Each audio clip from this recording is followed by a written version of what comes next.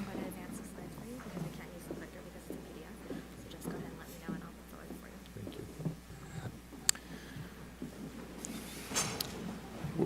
you. First of all, fear not. Mike and I are going to trim down our presentation to keep us on time. The other thing we're going to do is we're going to absolutely hold ourselves to not using all the time, so there's much more time for Q&A and interaction. We're going to change the focus a little bit here, and maybe observe that, coming out of this morning's discussions especially, is the notion that once we decide we're going to change how care is delivered, we then turn to the job of changing clinician behavior and changing patient behavior, which is easy, right, Mike? Okay.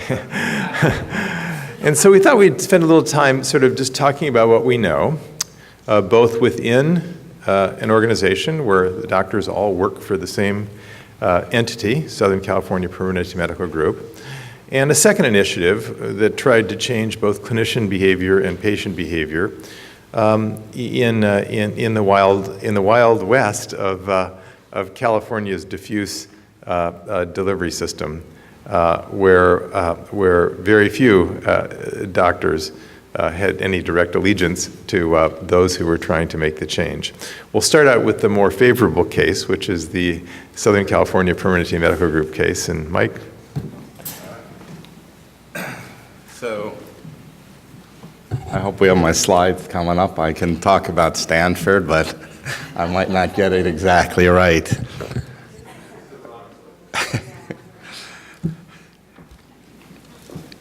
And so I can start without, let me just say a couple words, because I think, and it's really hard to follow the prior speaker, so I'm a little bit intimidated. I'm probably going to be a little more pedantic than she was. But what we really want to talk about is how we can actually implement change in a delivery system.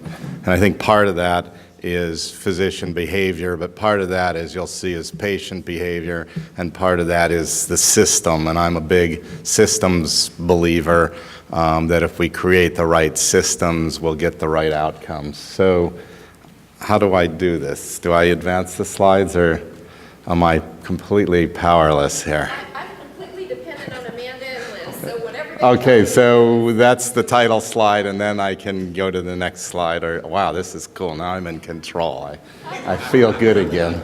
So it's not, there we go. So Hattie had said I have to be controversial. So I'm made some. You guys would be wanting something a little bit more spicy this afternoon, so here we go. So we're being deliberately controversial. I'm asking controversial questions, and then we're going to go through the answers. Now, you have an audience response token at your seats, and so you can answer the first question. In your population, to decrease strokes, is it more important to control hypertension or identify hypertension? This may be a little bit like, if a tree falls in the woods, does it make a noise? But, and I gather we're going to see some answers come up soon. So 54 have responded so far. Okay, that's not a good response rate. Oh, okay, so it looks like I'd say about 61% think identifying is more important, and I think that's, we'll talk as to why that may or may not be the right answer. I actually think it is, though. Another question here. You've got a population that is 50% African American, 50% Caucasian. What are you going to do that's going to prevent more strokes? And it's A, B, or C. Do I have to read it, or can you guys read from back there? I think it's helpful if you read it. Okay. Because then we'll have it on the recording also. All right, so A is improving the hypertension control rate in African Americans by 10%. B is improving the hypertension control rate in the white population by 10%. And C is improving the hypertension control rate in the entire population by 5%. So there's a little math question here that you got to think through. And it looks like the polling is open, and we're racking up responses here. This is... Alan, what's a good sample size for this? How many?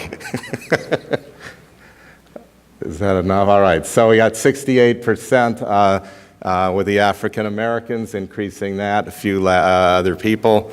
So we'll move on. This is actually good that we're not getting totally uniform. That means it's controversial.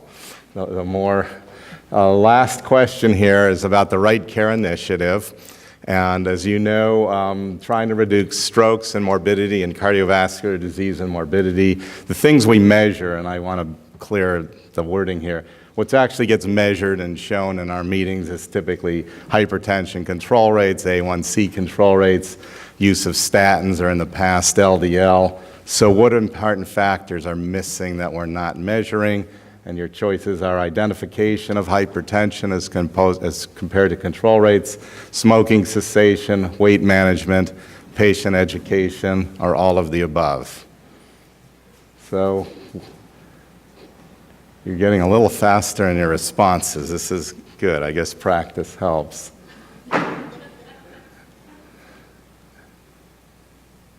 All right, so this one, less controversy, but I point of this was really to get us thinking about, I think we tend to think like physicians and think about what we can measure and what's publicly reported and embarrassing if you do badly on, but there's a lot of other stuff that we need to be implementing in our delivery system. So I'm going to talk about a couple of them. One is identification of hypertension. And I think we take this for granted. It's really interesting to me. We publicly report screening rates for breast cancer screening and colon cancer screening and cervical cancer screening. We don't report screening for hypertension rates. We don't report prevalence in our publicly reported stuff. So in 2005, in our membership, we had 1.9 million members, roughly 196,000 patients with hypertension. This is using HEDIS definitions. 7 years later, our membership grew to 2.3 million adult members with 394,000 patients with hypertension. Now the definitions changed and the specs changed a bit, but we've adjusted for that. And the bottom line is, again, our control rates went up from 53%, which at the time was very average, to maybe slightly below, to 85%, which we're very excited with. So that's good, but you'll notice in 2005 we were obviously under-identifying patients with hypertension, and the order of magnitude is huge because it's roughly 200,000 more people we found with hypertension in a 7-year period. So this is why I think the answer to that first question was that if, at least in 2005, identification probably trumped getting the control rate higher. It may be different depending on your group and what you do. So what do we do about that? One of the things that we started to do is measure blood pressure in all of our specialty clinics. And what we found is out of all of those new 200,000 patients, we found about 18%, or 1 in 5, in specialty clinics, not primary care. And some of those blood pressures, as you can see, were quite elevated. Out of the ones we found, 14% were over 180 on the systolic. I'm going to guess it may be even higher percentage identified in specialty clinics outside of Kaiser Permanente, because we tend to be more primary care centric. We require referrals to specialty department most of the time, and yet 1 in 5, had we not been measuring in specialty clinics and referring them back to primary care, we would have missed 1 in 5 of those 200,000. I guess that's 40,000 patients. That's one of the ways we started to get our screening rates higher, and I think at some point we need to figure out how to publicly report these numbers. I think if people start reporting their prevalence, we'll get a better sense and be able to benchmark ourselves to each other. Are you grossly, we're not talking a few percent under, but you know, it's very easy to be way, way under identifying and not know it. So next thing about race and ethnicity and who's benefits more from hypertension control, and I'm glad a prior speaker talked about disparity, gender disparities. I'm interested in race disparities here, and you can kind of see that African Americans with hypertension do worse than Caucasians. They develop worse disease at an earlier age and have all sorts of bad cardiovascular outcomes at a greater rate. So this should give you a clue as to what the answer was to that question, which is you would want to get the control rate in the African American population is going to prevent more disease burden than in the others.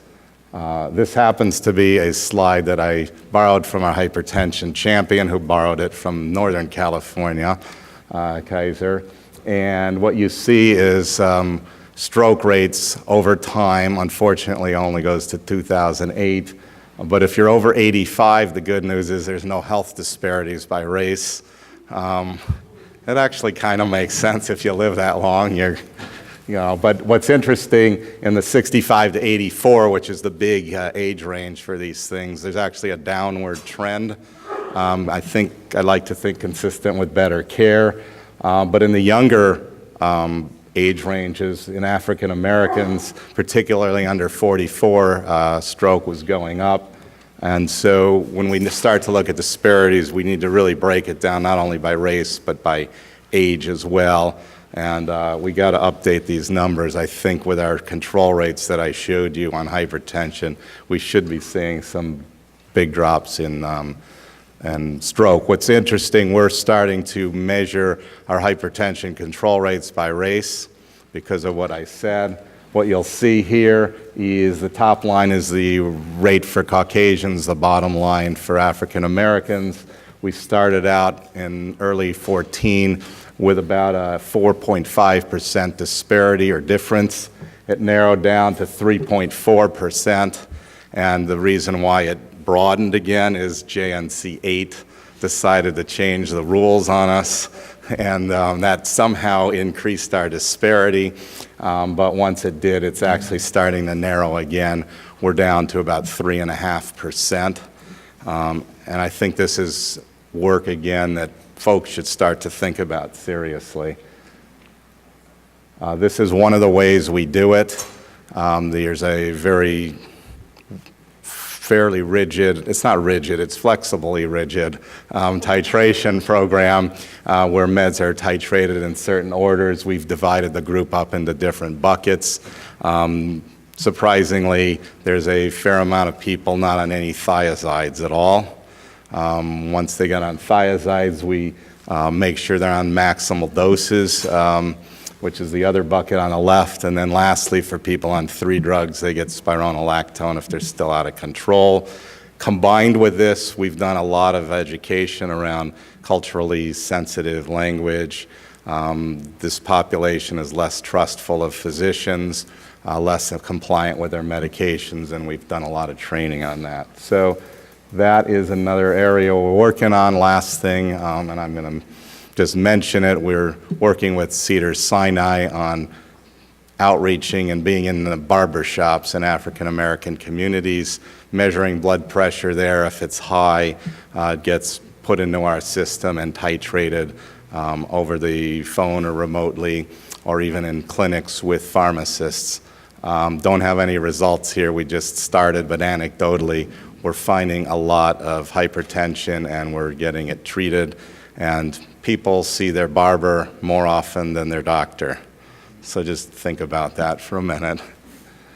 And this is basically a New England Journal article demonstrating that at least in our Medicare population, we eliminated the disparity for cardiovascular disease. And so I wanted to go to my last 2 topics, which are basically patient-changed behaviors. How am I doing on time here? Did everybody just see that last slide? Can we just go back to that last slide? That's really big, wonderful, congratulations. Oh. Can we just give We can do that. Thank you. We did not do this study, but basically anybody can go in and scoop out Medicare data and publish it. So in any case, let me talk about how am I doing on time? I don't know what you and Arnie decided on your split on time, but your time is over. Okay, so I'm going to go somewhat quickly through these. We need to talk about weight management, big risk factor for a lot of stuff. A prior speaker went into all of the theory behind it. What you're seeing on this slide is the average weight loss per week of our weight management programs. This fits with the medical literature. These are behavioral-based, 12-week or more behavior modification programs. You lose about a pound a week. Very nicely, the trick is how do you get people into them? The top line there is actually showing since the beginning of the year, we've gotten about 4,000 more people per year into these programs. We actually measure this by office building and practice. There's a small financial incentive for the physicians, and it's one way we're trying to implement behavior change of both our physicians and patients. Getting some modest success here, long way to go. We actually do the same thing with smoking. We don't measure quit rates here. We're measuring treatment of smoking cessation based on behavior classes and medications given. A nice increase of about 4,000 from beginning of the year to now on getting more smokers in. Great ways to prevent cardiovascular disease. My point is if you measure it and you track it and you try and create some accountability, you can actually change behavior. And I'm going to skip through our stroke data. Bottom line is roughly this slide you would need to see, and it's not going. That's all right, I'll just tell you. When we're treating stroke, we talked about this last year, I believe. We're giving TPA in about 17% of our ischemic stroke patients. The biggest barrier is they're not coming in fast enough to treat them. And so we need to think about educating patients differently. These are actually some general education principles, and adults do not learn by didactic lectures, so I know that nobody's going to leave this room and actually change their behavior based on just what I'm saying. But there's other things here if we can. From the clicker questions, because I'm telling you, after Arnie did the Yeah. question last year, I had so many medical directors contact us and say, I want to do that. So yeah. So that's the first bullet point. It has to be interactive. And so that's the point of the questions. It has to be dealing with how do you actually create problem-solving skills in the real world. So when you think about stroke education, it's nice to tell people here's the symptoms of a stroke. Where I think we need to be going, though, is, okay, these are the symptoms of a stroke. Maybe you need to practice what you're going to do if you're sitting in a DMHC right care meeting and all of a sudden your arm is weak. You know, are you going to be too embarrassed to get up and ask for help? I mean, I think if people practice through those scenarios, they actually change their behavior much better. And where we're planning on going, we got a little delayed, is finding our high-risk stroke patients and educating them differently in a non-didactic way where they either practice or have a more interactive type experience with learning to think through what they actually would do. I think that's the next phase of patient education. So with that, I'm going to stop and thank everybody.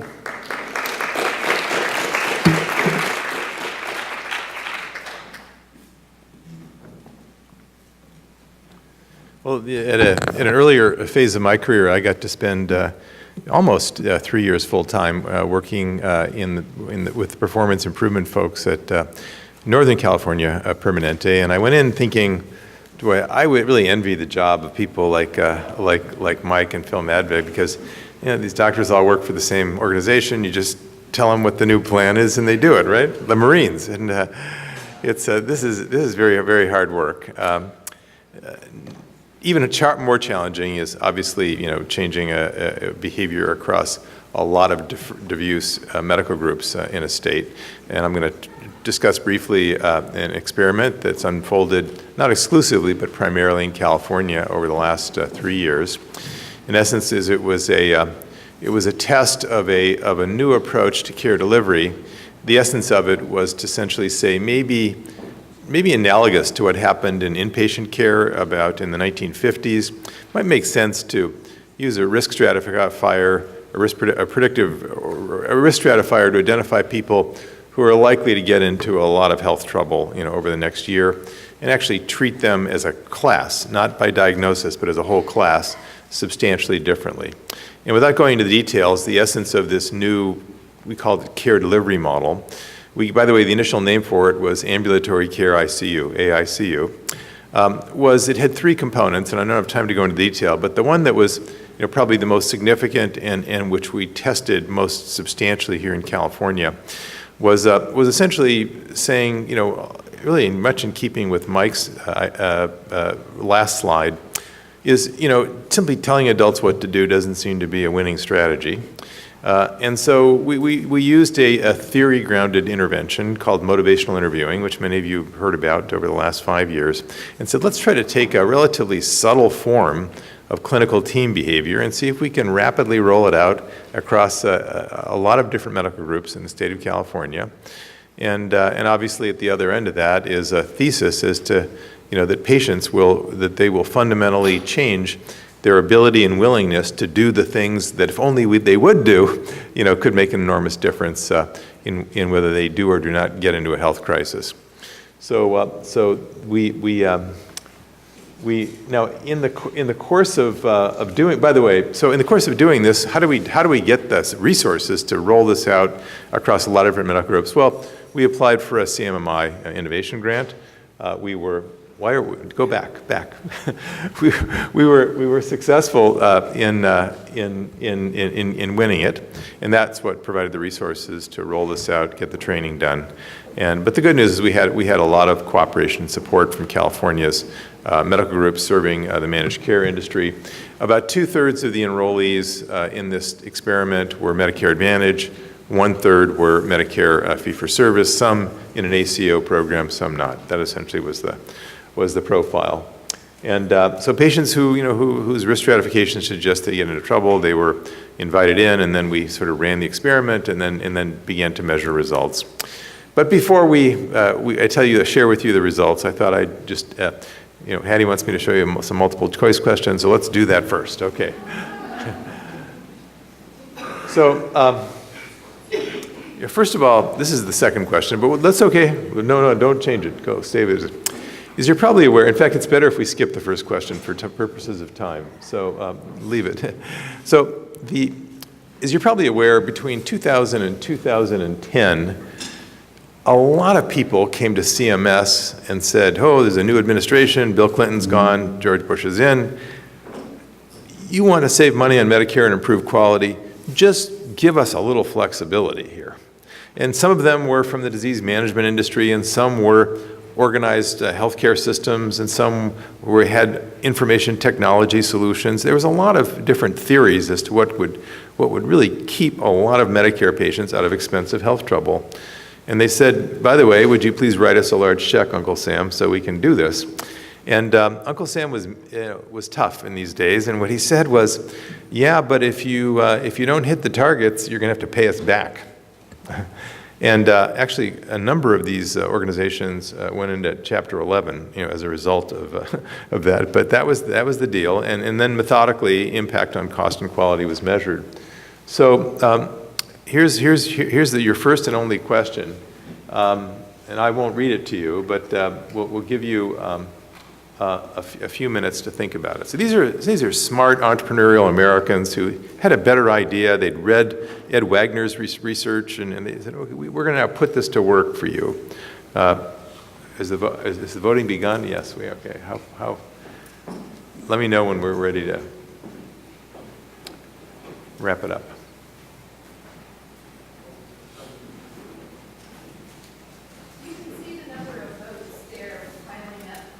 Okay. Oh, right. Okay. All right. So should we just? I realize it's a hard question. Let's just see what the. Okay. Yeah. Absolutely right. This was really hard to do, and what's interesting is that a lot of them did okay on reducing emergency room use and hospitalizations.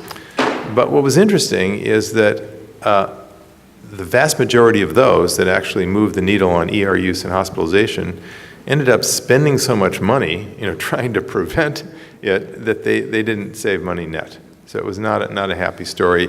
And batting below 1,000 is a generous way of categorizing this. I think there were 2 out of 100 or something. It was not a pretty picture. So clearly this is harder to do than we imagine. So enter stage left, a coalition of progressive California leaders interested in changing healthcare delivery. And now we're gonna take a new healthcare delivery model called an ambulatory care ICU. We're actually going to rename it because a few of the pilot tests of this model, which took place under Boeing sponsorship in Seattle and under the hotel industry sponsorship in Atlantic City, and then with CalPERS support, a replication in semi-rural area of California in Humboldt, we basically said let's apply to CMMI and see whether we can make this work in a diffuse community. And as I mentioned, some of the groups are outside of California. So let's go back to the slides and kind of see what, I'll just run you through some of the slides. These are just, hot off the press from Milliman and Robertson. By the way, is Lisa here? I don't know. Okay. And so this just gives you a sense of, if you run a risk stratifier and you identify people who are in the, predicted in the highest spending, group, and what's wrong with them. And what I've done here is I've shown you the top conditions, both for those with a very high risk score, that is, the expected spending was double the average Medicare patients, about more than $20,000 a year. That's on the left side. And on the right side, you see for those that were still in the high cost quartile, in the high cost in the target zone, but their expected spending was not quite twice. Was not more than twice Medicare, but it was still high, and these were both eligible. And what's interesting is you think about cardiovascular disease. Even though some of these diseases don't immediately read like cardiovascular disease, a lot of them, 4 or 5 of them on both lists are cardiovascular disease. So it's a lot of the patients in this program had cardiovascular disease. So they're invited into this new form of care delivery. The medical groups typically hire a healthcare coach, and the healthcare coach is trained in motivational interviewing, and they then try to fundamentally change the patient's self-confidence and ability to do the hard things we ask people with chronic illness to do in order to stay out of health trouble. And those typically are take the following 2 to 4 medications just so, exercise regularly, eat food that that many patients analogize to eating newspaper or straw, and a few other things. Check your blood pressure. Right? It depends on which illness you have, but you get the idea. These are hard things to do, but the idea is okay. We're gonna. But the model had a few other features that were designed to lower healthcare spending. But I'm gonna and let me just say that it's funny. I showed you in the cover slide this thing that I had to put on it. It's something. If anything is sponsored by CMS. It's like a Miranda warning, and it goes. It's like a big plug of text. But anyway, and these, I don't know how these things. Well-intended people, they move forward. There was supposed to be a propensity match control group. It's 3.5 years later. I still don't have the numbers for the propensity match control group. So some of the change you're about to see is regression to the mean, and I'll let you be the judge of the degree to which it's all of it or a portion of it. Okay. So let's move forward. So first thing, obviously, the thesis here is that if you're doing better in self-management and you have more self-confidence in your ability to take care of yourself, you might your emergency room utilization rate might be lower. And you'll see how these slides are arrayed. What you basically see is we went back 3 quarters because we wanted you to see kind of what their situation was before they got into this high-risk zone. So I think the relevant comparison is the far left. And the far right was kind of what happened after the intervention had about 3 quarters to play out. So here you see modest, if any, effects on emergency room use. Right? There's not a big difference between program launch minus 3 quarters to program launch plus 3 quarters. And by the way, on all these slides, the red line are people with the risk score above 2, and the blue line are people who have a high risk score but below 2. Okay, so far so bad. Keep going. Inpatient admissions. This is looking a little better, right? Here we have, you can see that before patients got into major health crisis where you would expect regression to the mean. For example, in the high-risk group, they're running about 300 admits per 1,000. They're down to about 210. Again, that's a pretty decent change, and you can see that the percentage difference in the blue line, the lower risk, the sort of intermediate, let's call them intermediate risk, was even better. So that's a little better news. Let's keep going. Inpatient day utilization, this is just actually when we skip over this in terms of time, it's just you just multiply the last two things together. Now let's, how about office visit utilization? Because most of these programs that I've been involved with nationally, one of the things that happens is the office visit, particularly a primary care visit rate, goes up. And here we see this interesting phenomenon that in this particular program, it went down. And I don't worry about some of the, again, given the time, don't worry about some of the, the key thing is the two blue lines. Those are the two risk groups. But you can see this is also looking more favorable, although a little counterintuitive, right? Office visit frequency is going down. Let's talk about that in the discussion period. Next, lab utilization. I guess when patients, there was a major reduction in lab utilization. And it may be that, once patients begin taking better care of themselves, the physicians are less nervous and they're less frequently ordering labs. I don't know, this is a tough, we're a little bit early in the full evaluation, but it gives you a sense of early evidence. Keep going. And here's the so-called bottom line, total PM spending. And this would be for the patients in the lower risk group, where actually unexpectedly the results, the impact was actually higher. But here you see a very substantial. Don't try to read the subcomponents on the. But you see it's a pretty substantial reduction. And remember we started measuring it at 3/4 before program launch, so it's before they sometimes regression to mean is more. Regression to a mean tends to be larger if you're measuring just before the program starts, so that we went back a few quarters. So, Arnie, could you just say a few more sentences about that? I can tell you that from here, anybody back here cannot really. Yeah, so that's why I think the simplest thing to conclude here is that where the red line started on the far right was $322. This is for people in this middle risk zone, and by the end of the experiment, it was down to 140 per member per month total healthcare spending. Okay. Now, let's look at the high risk group. Let's see. I think this must be a problem with how this slide is. It looks like they're both low risk groups. That's not really the case. I think rather than confuse you, I'm not sure what happened with the form, with the adjustment on these slides. But let's keep going. So let's now think about underlying this was a theory of action, right? In other words, the theory of action was we're using health coaches. Health coaches are going to use a theory-based intervention, motivational interviewing. It's going to activate patients to be more self-confident and able and knowledgeable about how to stay out of trouble, and that in turn is going to favorably impact their health and lower healthcare costs. So here you see the measures of, first of all, did we succeed in changing patients' ability and self-confidence to self-manage their problem? I shouldn't say we, because I take no credit for this. This was implemented by other people. I was involved in the original design of the model, but this was not, I didn't participate in implementation. So you're probably familiar with the patient activation measure. It's a quantified index of the degree to which patients do feel able and confident to change their behavior. As you can see, 45% no change in patient activation measure.